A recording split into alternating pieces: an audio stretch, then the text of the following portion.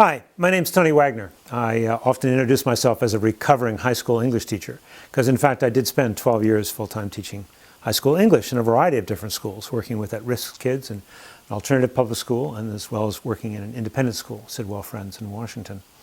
And today I want to talk about my most recent book, Creating Innovators. I've written 5 books, and this one really attempts to consider the question of what must we do differently as parents, teachers, mentors, to develop the capabilities of many more young people to be creative problem solvers. That's how I define innovation. It's creative problem solving. Problem solving without creativity does not lead to innovation. Conversely, you can be very creative, but not know how to apply that. And that's not going to lead to any kind of innovation. So with this book, I interviewed a wide variety of young people in their 20s, all of whom were creative problem solvers, but in different ways. Some were in science, technology, engineering, some in the arts, some were social entrepreneurs. Then I interviewed all of their parents, seeing if I could discern patterns of parenting that had made a significant difference in their lives. And these kids were both from poverty as well as privilege. Then I interviewed the teachers whom they had told me had made the biggest difference in their lives. And I made what was for me a stunning and troubling discovery, and one that I hope you will consider carefully in your teaching. I found that there are in fact 5 fundamental contradictions between the culture of schooling as we know it and the culture of learning to be an innovator. All of these teachers were outliers, teaching in ways that were fundamentally different than their peers. There were 5 fundamental contradictions, 5 ways in which they were teaching very differently, yet remarkably similar to one another, I discovered. Number 1, the culture of schooling is all about celebrating and measuring individual achievement. Problem is, innovation demands teamwork. There is no innovation without deep collaboration. Knowing this, these teachers built accountable teamwork into every single project and team-taught courses whenever they could. The second contradiction is all about the ways in which we categorize and compartmentalize knowledge and favor expertise. Well, that's all well and good, except that innovation happens at the margins of academic disciplines, rarely within them. In fact, Judy Gilbert, Director of Talent at Google, said to me, "If there's one thing educators must understand, it's that problems can neither be understood nor solved within the bright lines of individual academic disciplines." Knowing this, all of these teachers created interdisciplinary courses around an essential question or a problem that needed to be understood or solved. Contradiction number 3 is about the culture of the classroom itself. So often in most schools, kids spend far too much time listening to the only expert in the room who does all the talking. So it's fundamentally a very passive experience and often one that's even infantilizing. This is very different from the culture of learning that happens in an innovation-driven classroom, where the teacher sees him or herself as a coach, there to empower students. And the job of students is to create and not merely consume. Last 2 contradictions, I think, are the most challenging of all. Contradiction number 4 has to do with the F word, failure. It's the worst thing that can happen to anybody in school. And fear of failure often drives people to a kind of a culture of compliance or to a kind of environment where they are risk averse, both students and teachers. The problem is, innovation demands that you take risks, make mistakes, and fail. I went to IDEO, the most innovative design company in the world, learned their company motto is fail early and fail often. Why? Because there is no innovation without trial and error. I went to the D School at Stanford, another place where kids really learn to innovate.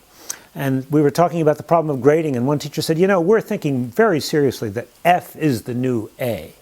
I don't recommend taking that back to your classroom just yet, but the essential point is the kid who may have tried something and failed may in fact have learned more than the straight A student who never took any risk at all. Finally, I talked to a young woman at the brand new Olin College of Engineering here in Massachusetts. Incredible school, really teaching engineering in a completely different way. And she said, we don't talk about failure here, we don't talk about GPAs. We talk a lot, though, about iteration, my new favorite word. Iterating from 1.0 to 2.0. And, I think a lot about how do we get rid of the F word in school. If a student tries, if you show up, I don't think there really is any such thing as failure.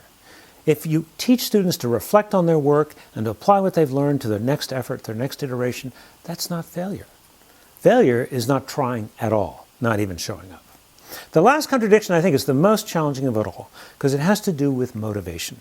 We rely heavily on extrinsic incentives in our schools, carrots and sticks, fear of failure, A's, and then money for good grades often from parents. The problem is, every one of these young people whom I met was far, far more intrinsically motivated, doing their best work not for a grade or for money, but because they wanted to make a difference. Then when I went back and looked at what had their parents and teachers done to reinforce and stimulate and encourage intrinsic motivation, I found another pattern. Both parents and teachers had explicitly encouraged three things: play, passion, and purpose. Parents encouraged much more exploratory play, more time outside, less structured time, fewer toys without batteries like clay, sand, paint, blocks, later when they were older, Legos. They limited screen time. Teachers also brought a spirit of play into the classroom. It was Ed Carrier, who teaches engineering students at Stanford, who talked with me about bringing an element of whimsy, his word, into the projects that he assigned his teams of students. As these kids grew older, parents were very careful observers of their play, trying to understand what most interested this child. And as they grew older still, they created a buffet of options so that children could explore new interests. Because these parents understood that for a young person to find and pursue a real interest that might grow into a passion was far more important than academic achievement for its own sake. Because in the pursuit of a passion is when we best learn what many now call grit, perseverance, tenacity, self-discipline, focus, self-regulation, all things that we now understand to be more important than IQ in terms of adult success.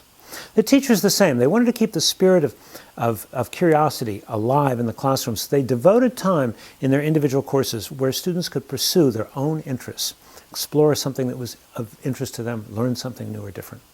As these kids grew older, what was so interesting is that their passions morphed, they evolved, they didn't stay the same. But in every case, they matured into a deeper sense of purpose, a desire to in some way give back or make a difference. And that's because both parents and teachers had reinforced the idea that we are not here on this earth just for ourselves.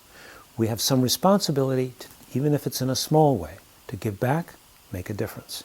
And we must work to understand individuals who are different from ourselves, less fortunate than ourselves, and develop the capacity for empathy. So what might be some implications for your teaching or your school? First and foremost, as I wrote in an earlier book, The Global Achievement Gap, what's really critical is that we teach and assess the skills that matter most. Sadly, the multiple choice factual recall tests that we use so prevalently in American schools today tell us absolutely nothing about work, college, or citizenship readiness in the 21st century. Knowledge today is a commodity, growing exponentially, changing constantly, free on every internet-connected device. The world no longer cares how much our students know.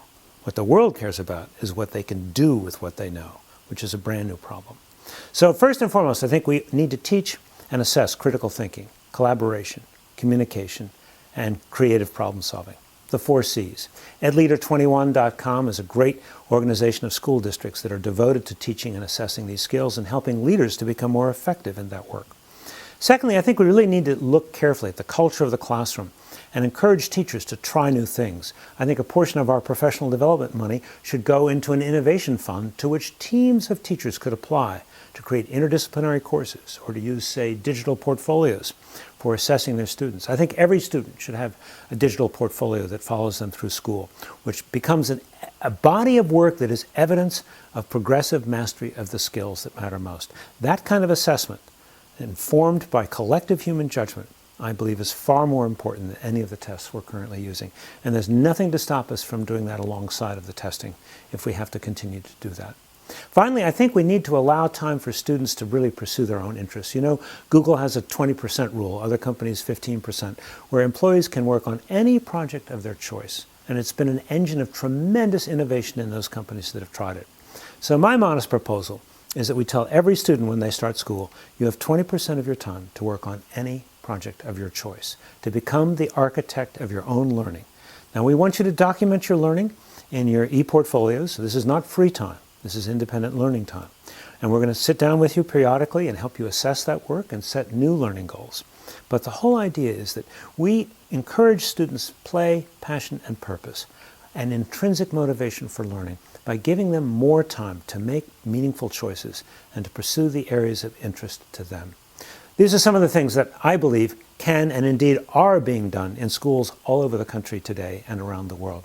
So I wish you best of luck in your pursuits.